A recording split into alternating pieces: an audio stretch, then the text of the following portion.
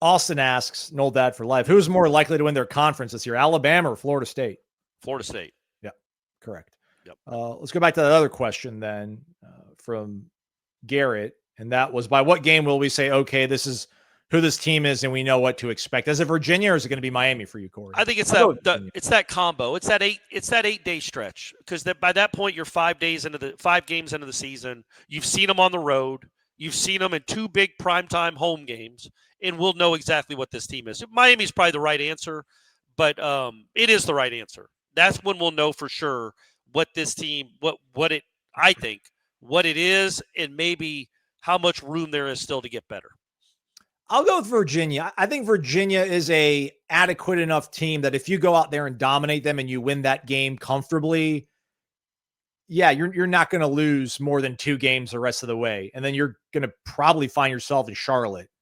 And if not, you might be like an at-large team, right? Because if you, if you have a win over at least one, if you split against Clemson and Miami, and if Florida turns things around and they're ranked, I think you'll have a good enough resume, especially if Alabama keeps winning too, right? I don't know if I want to say let's root for Alabama, but wouldn't it probably be a bad idea? So yeah, I think Virginia, yeah, man, that's just like a kind of middling midfield team in the ACC this year. Probably if you go into their house on a Friday night, which is a weird schedule setup thing, and you beat them by 17 points, 21 points, yeah, man, it's like, okay, yeah, this team is going to go down to even in Death Valley, they'll go down to the fourth quarter, last possession with an opportunity to win the game, or they'll be holding on to the lead, trying to get out of there with a win. So I think that's fair. And again, also because I think it's on the road, that adds a different element to it. Yeah. But yeah, man, if they beat Virginia and Miami, which absolutely could happen, they might be, they'll definitely be favored in the Virginia game. They might be favored in both.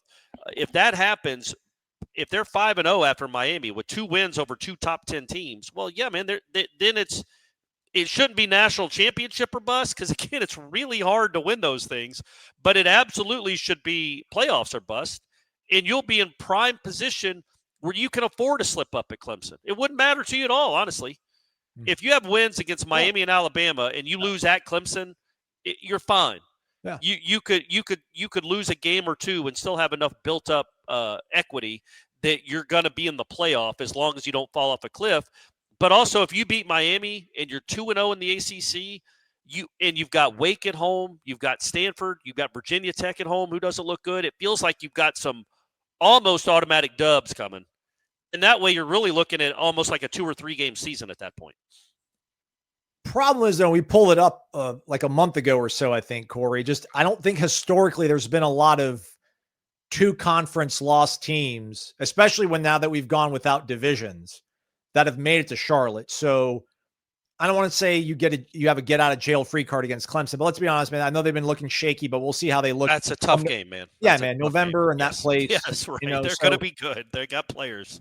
But if you look ahead to the Florida game and you fall against NC State in a place that you've not had a lot of success at, even when you've had really great teams. I'm telling you, dude, this is the new age. This is the new world order of college football. Let's play it all out, as Aslan was saying, they're 9-1 going into that NC State game. That's a big leap. I get it. That NC State game is so much more important than the Florida game. It just is. Yep. Like, if you win the NC State game, you're in Charlotte. You lose the NC State game, you're out of Charlotte, and it might not matter what you do to Florida, because there is a darn good chance that the selection committee is not going to take the 3rd place team in the ACC. They're just not.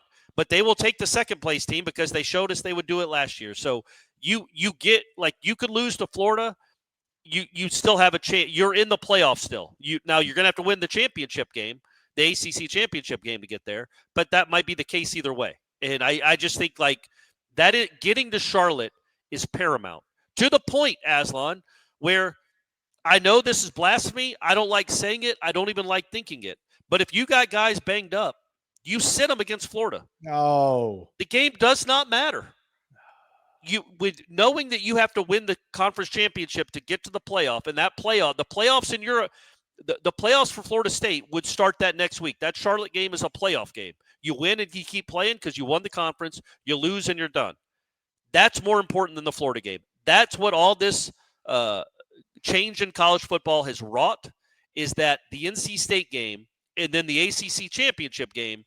For if your aspiration is to win a national title or at least get to the playoff, that trumps what you do at Florida. It's sad. I don't like taking the luster out of that game, but gosh darn, man, like look at it. Like getting to Charlotte is more important. Charlotte is a playoff game. It's a week 1 playoff game for you.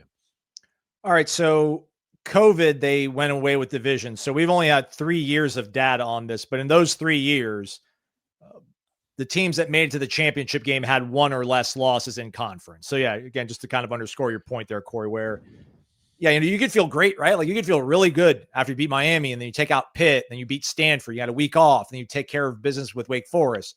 Yeah, you go in Death Valley and you lose at Clemson, like then it's crazy how quickly it changed. It feels like to me in hockey or soccer, like the 3-1 lead is so deceptive, maybe even in baseball or maybe 20 years ago in baseball. Like 3-1, it's like, we're good. Got an insurance run. Yeah, we're sure. fine. And then it's like someone scores a goal on a crazy bounce or whatever. And it's like, we got our backs against the wall on this now. So that is kind of crazy how it could possibly work out like that. But I can't disagree too. I mean, I can't disagree with you in the fact that the NC State game is more important than Florida. I just couldn't imagine resting guys. I hate it. It sucks. But I mean, you think about it. Like if Tommy has a sprained ankle, you're going to go have him play in that game because they're not going to take 3 ACC teams, in my opinion. If you don't make Charlotte, you're not getting into the dance, in my opinion. I could be wrong. There's always extenuating circumstances. So the key to this team, the key to this season is getting to Charlotte. And Florida plays no role in that. And you already got your big SEC dub anyway. And so, but Florida also might be 3-8 at that time and on an interim coach. So it might be an easy win anyway, you hope, although it's never really that easy there. I hate saying it. I don't agree with it, but it kind of, you got to get to Charlotte. That's the whole goal of the next 10 weeks.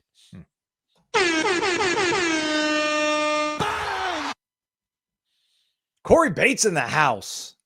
Clay County makes some noise. $50 in the jar. Thank you, Corey Bates. Thank you very much, Corey. Spelling it right too. I love to see it. Hey, so why can we see their names again? What happened? That's a good question. I don't know. Maybe we're not seeing that nonsense with numbers and ampersands. Maybe Tom Lang rattled some cages over at headquarters or something and got this. Yeah, that's great. Good stuff. I didn't even realize that, Corey. Good lookout. Corey Clark, that is. Right. Thank you again, Corey Bates. Appreciate that, man. It's incredible. We love doing the show. It's fun. And then you guys are extremely generous on top of it. So let the good times roll. If our punt return is our weakest link, probably plan your Charlotte trip. See you guys October 4th. What a perfect fit, Gus and Tommy. Yeah. Yeah, maybe. Right. Like, again, if we're sitting talking about blind spots, weakest thing, and we're talking about your punt return unit. That's good. It's like the 13 team had Case and Beatty, who ended up being a good punter later on in his career. He was not great that year. But yeah, that was the weakest link of that team is your punter, and you never punt. That's a pretty good place to be. But yeah, it would be nice if they cleaned it up. I'll go ahead and say that. Papuchis, Norvell, let's get on that. Look, Gus and Tommy, that is a very, very good fit. And I think Tommy has surprised some people the way he can throw it. We'll see if that continues to develop. And I don't know what the weakest link is. There probably is a bigger one than that. It just has not been exposed yet. And again, I comes down to the road game, Aslan, because you think about that 2023 team. They opened up at a neutral site, which was not a neutral site. That was basically a Florida State home game in Orlando. Beat the brakes off an SEC power. Then played another team that had no business on the field with them, beat them by 60. Their first road game, they go to Boston College, get behind early, take control, and then have to survive and played really sloppily the whole game. I just want to see if this team passes that road test, even against a mediocre ACC team, and wins comfortably, it has taken a knee or just basically, running out subs midway through the fourth quarter because the game is over, buddy, that is a great sign for what this season can be. Luigi wonders, is Florida State better through 2 games? We've talked about this a little bit. I think through 2 games, I think what they've done to Alabama and East Texas A&M is more impressive than what they did to LSU. Listen, they were down at half against LSU. Yeah. They were down against Alabama for 3 minutes. Yeah, 2.5 minutes or something, yeah. So, Now that LSU team ended up being a Really good. almost playoff team. Maybe would have made the playoff if Daniels doesn't get hurt against Alabama, and they won the Heisman and had 2 first superstar wide receivers. I didn't even know about Brian Thomas. Like, he was the other guy on that team. It was Malik Neighbors that was the dude, and I know he had a decent game, but Brian Thomas was really good in that game and then just incredible after that.